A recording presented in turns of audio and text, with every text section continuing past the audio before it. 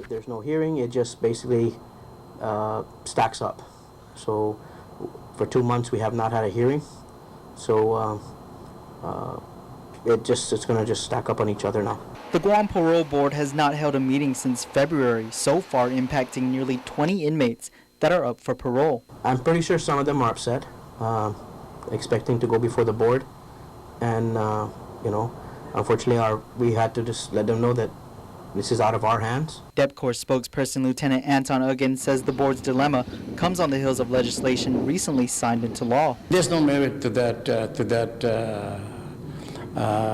opinion or to that comment, simply because this is a new law.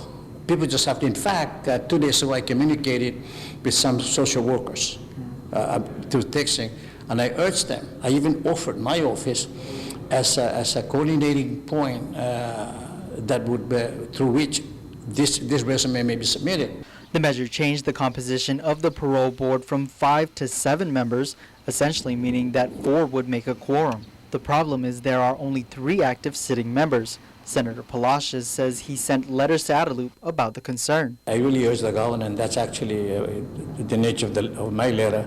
And when I met the governor during the judiciary address last Monday, I brought that up to his attention, and it appears to me that he's not very familiar with the vacancies or existing. While there has been no word from Adelup on the appointments yet, Uggan admits Guam law forced them to take action. We've had to let out a few parolees that were waiting for violations, because the thing is, under the law, you have to take them before the board within 60 days of confining them for parole violation. Uggan says several years ago the board was faced with the same problem and did not hold meetings for 4 months.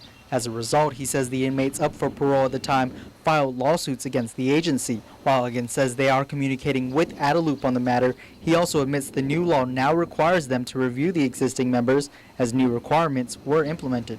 Meantime, Uggan agrees no appointments in place mean no confirmation hearings anytime soon, and he says it's obvious the board will again lack quorum in May.